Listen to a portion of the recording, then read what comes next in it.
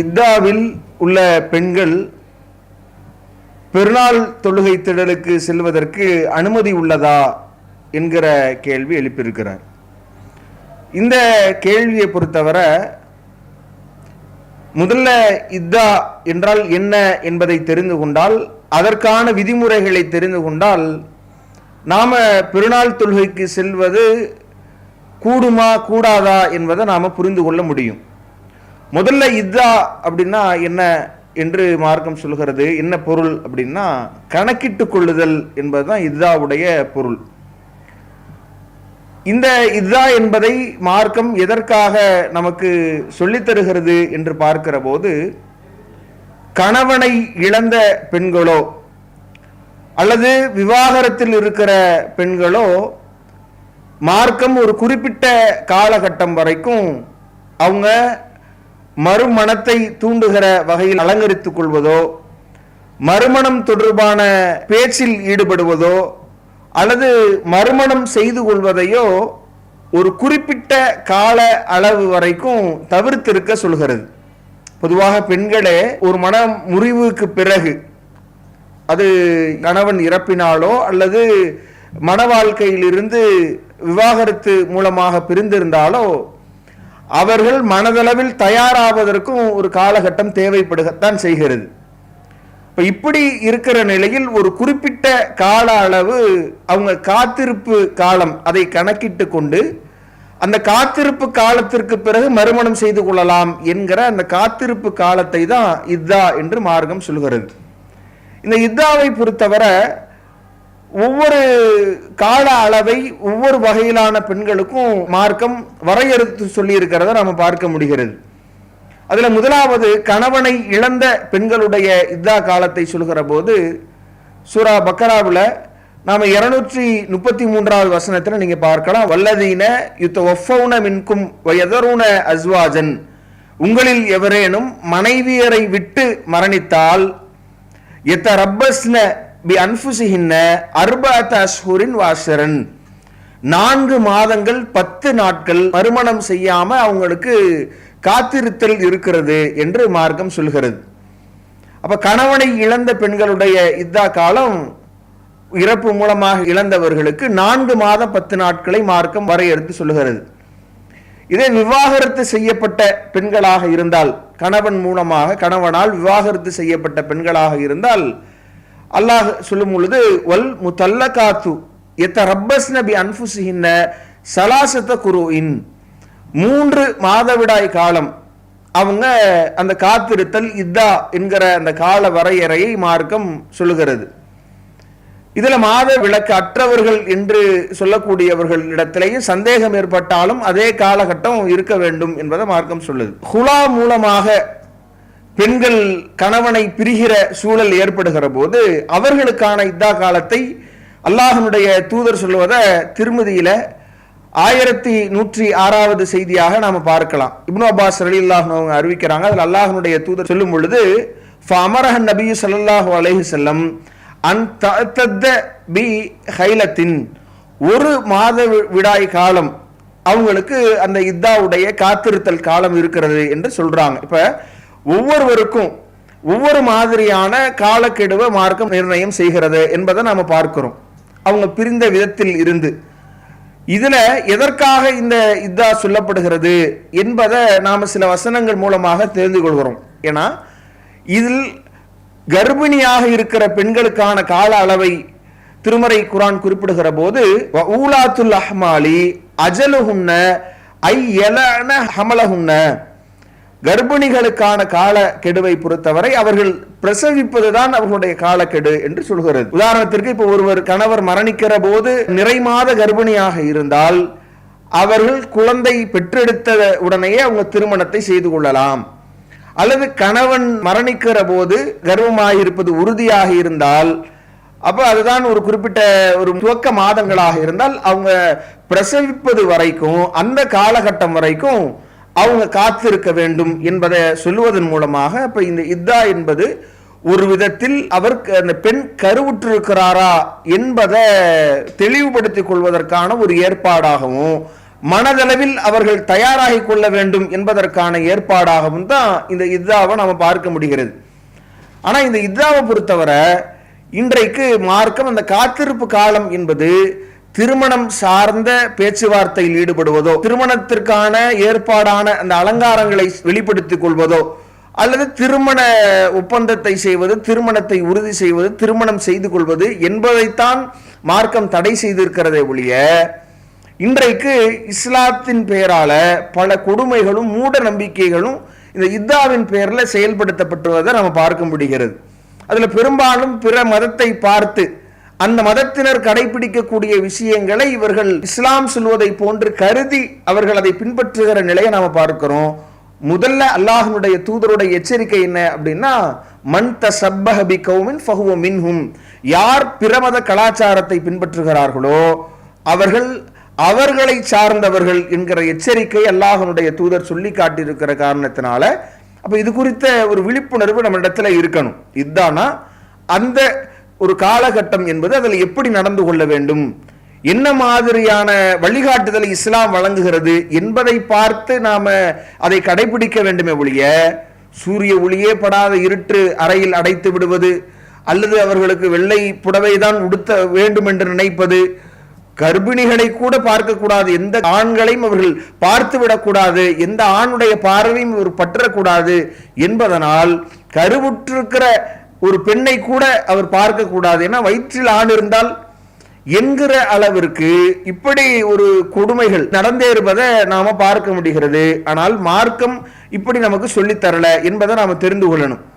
என்ன மாதிரியான அடிப்படைகளை சொல்லுது? திருமணத்திற்கான ஏற்பாடுகளை செய்கிற மாதிரி நம்முடைய அலங்காரங்கள், நம்முடைய செயல்பாடுகள் இருக்கக்கூடாது என்பதை சொல்லுகிறது. இதான் நாம சஹீஹ் புகாரியில 313வது இலக்கத்தில் பதிவு செய்யப்படுகிற அந்த நபிமொழியில பார்க்க முடிகிறது. அது அல்லாஹ்வுடைய தூதர் சொல்கிறார்கள், குன்னா நுன்ஹா அன் நுஹித்த அலா மையத்தின் ஃபௌக ஸலாஸின் இல்லா அலா ஜௌஜின் அர்பஅத அஷ்ஹுரின் வஅஷ்ரன். அவங்களுடைய வீட்டார்களை பொறுத்தவரை யாராக இருந்தாலும் ஒருவரை இழந்ததற்கு பிறகு 3 நாட்களுக்கு மேல அவங்க துக்கம் அனுஷ்டிக்க கூடாது. யாரை தவிர அப்படின்னா அலா ஜௌஜின், அவருடைய துணைவியரை தவிர. அவர்கள் 4 மாதங்கள் 10 நாட்கள் அவங்க அந்த துக்கத்தினால் ஒரு குறிப்பிட்ட ஒழுங்குகளை அவங்க கடைபிடிக்கணும். திருமணத்தை அவர்கள் செய்து கொள்ளாமல், மறுமணம் செய்து கொள்ளாமல் வாழ வேண்டும், அதற்கான ஏற்பாடுகளை செய்யக்கூடாது என்பதை நபி அவங்க சொல்லித்தர்றாங்க. இதுல கவனிக்க வேண்டிய விஷயம் என்னன்னா, என்னென்ன திருமணத்திற்கான ஏற்பாடுகள், என்ன மாதிரியான அலங்காரங்கள் கூடாது என்பதை நபி அவங்க இந்த நபிமொழியினுடைய தொடர்ச்சியில சொல்றாங்க. ஒலா நக்தஹில, அவர் சுருமா இட்டு கொள்ளக்கூடாது, கண்கள்ல மைகளை இட்டு கொள்ளக்கூடாது.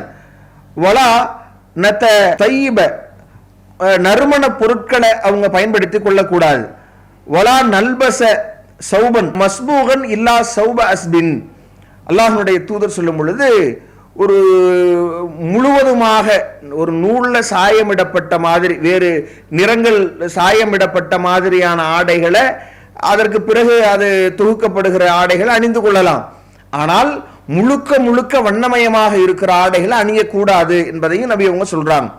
அப்ப இவங்க வெள்ளை புடவை அணிந்து கொள்ளணும், இப்படித்தான் காலம் முழுக்க அப்படின்ற தடைகள்ல குறிப்பிட்ட காலகட்டமும் பளிச்சென்று ஒரே மாதிரியான அந்த நிறம், ஒரே நிறத்தினால் நிறைந்திருக்கிற மாதிரி இல்லாம வெள்ளையும் மற்ற நிறங்களும் கலந்திருக்கிற மாதிரியான இந்த ஆடைகளும் நாம அணிந்து கொள்ளலாம் என்கிற அனுமதியை அல்லாஹ்வுடைய தூதர் வழங்குவதை நாம பார்க்கிறோம்.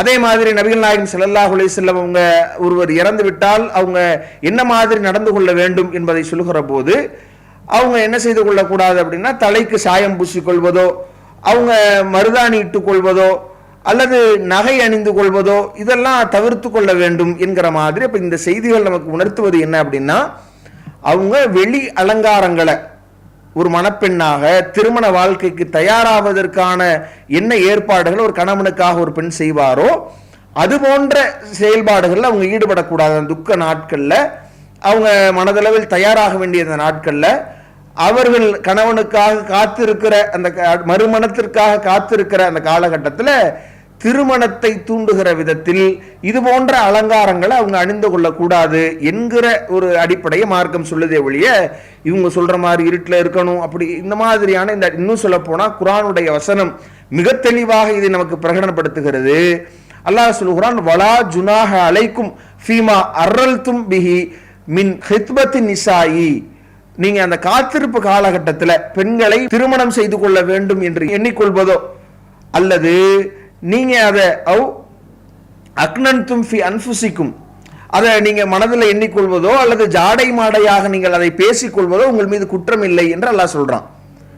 அப்ப அறவே ஆண்களை பார்க்க கூடாது, அறவே ஆண்களிடத்தில் பேசிவிடக் கூடாது என்கிற நிலையெல்லாம் இல்லாம தேவை ஏற்பட்டால் இஸ்லாம் சொல்கிற ஒழுங்குமுறைகளோடு அந்த ஆடை முறைகளோடு அந்த ஒழுக்கங்களோடு தனிமை சந்திப்பு போன்ற மார்க்கம் தடை செய்திருக்கிற சூழல்களை தவிர்த்து ஒரு பெண் இயங்கலாம், ஒரு ஆணிடத்தில் பேசலாம். திருமணத்தை உறுதி செய்வதோ அல்லது திருமண ஒப்பந்தங்களை செய்து கொள்வதோ திருமணம் செய்து கொள்வதோ தடைய ஒழிய ஜாடை மாடையாக அந்த பெண்ணிடத்தில் திருமணம் குறித்து பேசுவதோ அல்லது அந்த பெண்ணை திருமணம் செய்து கொள்ள வேண்டும் என்கிற எண்ணம் கொள்வது கூட தவறில்லை என்று மார்க்கம் சொல்லுகிற அந்த விஷயத்தை நாம் பார்க்க முடிகிறது. ஆனாலும் மார்க்கம் அதில் என்ன சொல்லுது, நீங்க என்ன சொல்லிவிடக் கூடாது, நல்ல வார்த்தைகளை சொல்லலாமே ஒழிய திருமணம் செய்கிற முடிவுக்கு நீங்கள் வந்துவிடக் கூடாது என்பதையும் அந்த வசனம் சூரா பக்கராவில் 235வது வசனத்தில் நமக்கு தெளிவுபடுத்தி இருப்பதை நாம பார்க்க முடிகிறது.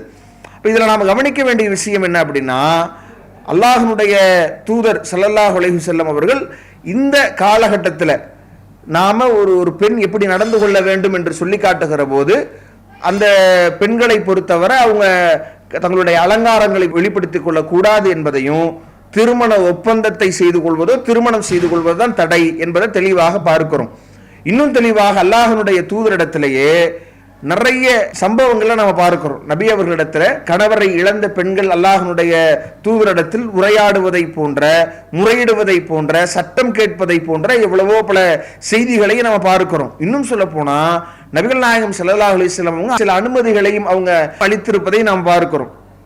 சஹீஹ் புகாரில் இடம்பெறுகிற 2972வது இலக்கத்தில் பதிவு செய்யப்பட்ட செய்தியை நீங்க பார்க்கலாம். ஜாபிர் பின் அப்துல்லா ரலியல்லாஹு அன்ஹு சொல்றாங்க, துல்லிகத் ஹாலத்தி, என்னுடைய தாயின் சகோதரி அவர்கள் மனவிலக்கு செய்யப்படுறாங்க. அப்படி செய்யப்படுகிற போது அவங்க இத்தாவில் இருக்கிற அந்த காலகட்டத்தில் அவர்கள் தங்களுடைய பேரிச்ச மரத்தில் சில கனிகளை பறிக்க விரும்புகிறார்கள். விரும்புகிற போது ஒரு மனிதர் என்ன செய்கிறார் அப்படின்னா, அவர் வெளியேறுவதை தடை செய்கிறார், கண்டிக்கிறார் என்கிற போது அப்ப அந்த பெண்மணி என்ன செய்யறாங்க, ஃபஅத்தத் அன்-நபிய ஸல்லல்லாஹு அலைஹி வஸல்லம், ரசூலுல்லாஹி ஸல்லல்லாஹு அலைஹி வஸல்லம் அவர்களிடத்தில் வந்து அவங்க இது சம்பந்தமாக முறையிடுகிற போது அல்லாஹ்வுடைய தூதர் சொல்றாங்க, பலா அப்படி இல்லை, ஃபஹுத்தி நஹலகி, உங்களுடைய பேரிச்ச மரத்தினுடைய கனிகளை நீங்கள் பறித்து கொள்ளலாம். அல்லாஹ்வுடைய தூதரை தொடர்ந்து சொல்றாங்க, ஃபஇன்னகி அஸா அன் தஸத்தகி அவ் தஃஅலி மஅரூஃபன், நீங்கள் அதனால் கிடைக்கிற வருமானத்தை வைத்து தர்மம் செய்ய கூடும், பல நன்மையான காரியங்களில் நீங்கள் ஈடுபடக்கூடும் என்பதனால் நீங்க தாராளமாக வெளியேறி அந்த பேரிச்ச மரத்தில் இருக்கிற பழங்களை நீங்கள் அதை பயன்படுத்திக் கொள்ளலாம், அதை தர்மம் செய்யலாம், நன்மையாக மாற்றிக்கொள்கிற வகையில நீங்க அதை பயன்படுத்திக் கொள்ளலாம் என்கிற அடிப்படையை ரசூலுல்லாஹ் சொல்றாங்க. இது சஹீஹ் முஸ்லிம்ல 2972வது இலக்கத்தில் பதிவு செய்யப்பட்ட நபிமொழி. அப்ப நாம இந்த செய்தி நமக்கு என்ன சொல்லுது, என்ன அடிப்படையை சொல்லுகிறது அப்படின்னு நீங்க பார்த்தீங்க அப்படின்னா, இவங்க அந்த கணவரை இழந்து அந்த இத்தாவுடைய அந்த காலகட்டத்தில் அவங்க இருக்கும் பொழுதுதான் ஒரு மனிதர் இது தடை என்பதை அவங்க வெளியேறக்கூடாது, அவங்க தேவையற்று திரியக்கூடாது, இந்த இத்தாவுடைய காலகட்டத்தை அவர் தவறாக புரிந்து கொள்கிறார், அப்ப தடை விதிக்கிறார். ஆனா அவர் அது தடை இல்லை என்பதை உணர்ந்ததனால் அல்லாஹ்வுடைய தூதரிடத்துல வர்றாங்க. வரும்போதே ரசூலுல்லாஹ் தடுக்கல, ஏன் வர்றீங்க, எப்படி நீங்க வெளியேறலாம், யார் மூலமாவதாவது நீங்க கேட்டு விட்டுருக்கணும் என்பதை அல்லாஹ்வுடைய தூதர் தடை விதிக்கல. முதல்ல அவங்க கேள்வி கேட்க அனுமதிக்கிறாங்க. அதுலயே நாம தெளிவாகிறோம், ஒரு பெண் ஒரு தேவைக்கு ஏற்ப வெளியேறலாம் என்பதை. அல்லாஹ்வுடைய தூதரிடத்தில் அவங்க கேட்கிற அனுமதிக்கும் ரசூலுல்லாஹ் என்ன செய்யறாங்க, தாராளமாக நீங்க செய்து கொள்ளலாம், பறித்து கொள்ளலாம் ஏன்னா அதன் மூலமாக பறித்து நீங்கள் பயன்படுத்திக் கொள்ளலாம் என்பதை தாண்டி அல்லாஹ்வுடைய தூதர் என்ன செய்யறாங்கன்னா அடுத்த கட்டம், அதை நீங்க சதக்கா செய்ய நேரிடலாம், நன்மைகளாக அதை மாற்றிக்கொள்ள முடியும். அதனால அதை அல்லாஹ்வுடைய தூதர் அந்த சூழல் கருதி அனுமதிக்கிறாங்க. அப்படின்னா அப்போ பறிப்பது மட்டும் இல்லாம தர்மம் செய்கிற வகையில் நாம் செயல்படுவதையும், நாம ஒரு தகுந்த காரணம் இருந்தால் வெளியேறி மற்ற நம்முடைய அலுவல்களை செய்து கொள்ளலாம் என்கிற அடிப்படையும் இது சொல்லும் பொழுது நம்ம முடங்கி இருக்கணும், எதையும் செய்யக்கூடாது என்கிற மாதிரியான பார்வை இதுல விலகி போவதை நம்ம பார்க்கிறோம். அதுவும் பெருநாள் தினம் என்பது எப்படியான தினம்? முதல்ல அல்லாஹ்வுடைய தூதர் எப்படி சொல்றாங்க? நாம இது குறித்து பார்க்கிற போது சஹீஹ் புகாரில 971வது செய்தியை பார்க்கிறோம். உம்மு அத்தியா ரலியல்லாஹு அன்ஹா அறிவிக்கிறாங்க, குன்னா நுமரு அன் நஹ்ருஜ யௌமல் ஈதி, அல்லாஹ்வுடைய தூதர் எங்களை இந்த ஈதுனுடைய நாளில் வெளியேறுவதை கொண்டு கட்டளையிட்டாங்க. எந்த அளவிற்கு அப்படின்னா, ஹத்தா நுஹ்ரிஜல் பிக்ர மின் ஹிஜ்ரிஹா, யாரெல்லாம் கன்னி பெண்களாக இருக்கிறார்களோ, மாதவிலக்கு உள்ள பெண்களாக இருக்கிறார்களோ, அவர்களும் கூட வந்து வெளியேற வேண்டும், கலந்து கொள்ள வேண்டும் என்கிற அளவிற்கு நபி அவர்கள் எங்களுக்கு கட்டளை பிறப்பித்தார்கள். அந்த மாதவிலக்குள்ள பெண்கள் அவர்கள் மக்களுக்கு பிறகு ஒரு தனித்து அவங்க அமர்ந்து கொண்டு அந்த நாளினுடைய பரக்கத்தை தேடி பிரார்த்தனைகளை சொல்வது, செய்வது, தக்பீரை சொல்வது என்று அவர்கள் இருக்க வேண்டும் என்பதை நபி அவர்கள் வழிகாட்டி இருக்கிறார்கள் என்பதை இந்த செய்தியில பார்க்கிறோம். இன்னும் அல்லாஹ்வுடைய தூதரிடத்துல அந்த பெண்கள் இப்படி கட்டளையிடப்படும் பொழுது அதுல ஒரு பெண்மணி கேட்கிறாங்க, காலத் இம்ராத்துன் யா ரசூலுல்லாஹி, அல்லாஹ்வுடைய தூதரை, இஹ்தானா லைஸலஹா ஜில்பாபுன், ஒரு பெண்ணிடத்திலே அணிந்து கொள்வதற்கு மேலாடை இல்லை என்றால் அவள் கலந்து கொள்ள முடியாது, எப்படி அவள் கலந்து கொள்வது என்று கேட்கிற போது அல்லாஹ்வுடைய தூதர் சொல்கிறார்கள், கால துல்பிஸ்ஹா சாஹிபத்துஹா மின் ஜில்பாபிஹா, அவள் வேறு யாரிடத்திலையும் இருக்கிற தன்னுடைய சாஹிபிடத்தில், தன்னுடைய தோழியிடத்தில் இருக்கிற மேலாடையை இரவலாக வாங்கி வந்து அவள் அழிந்து கொள்ளட்டும் என்று அல்லாஹ்வுடைய தூதர் சொல்கிறார்கள் என்றால், அப்ப அந்த நாளில் பெண்களும் சேர்ந்து கலக்க வேண்டும். மாதவிலக்கு இருக்கிற பெண்கள் பள்ளிவாசலுக்கு வருகை தரக்கூடாது என்று அல்லாஹ்வுடைய தூதர் தடுத்திருந்தும் கூட அவர்கள் கூட அந்த நாளினுடைய பரக்கத்தை தேடுவதற்கு வெளியேற வேண்டும். வந்து தொழுகையில் பங்கேற்க முடியவில்லை என்றாலும் கூட அவர்கள் பின்னால் அமர்ந்து கொண்டு அந்த நாளினுடைய பரக்கத்தை வேண்டுவதும், அன்றைக்கு துஆ செய்வதும், தக்பீரை சொல்லுவதும் அல்லாஹ்வுடைய தூதர் அதை செய்வதற்கு வழிகாட்டி இருக்கிறார்கள் என்கிற போது அப்ப அந்த நாளினுடைய அதில் பெண்கள் கலந்து கொள்வதனுடைய முக்கியத்துவத்தை நாம் உணர்வதை பார்க்க முடியுது.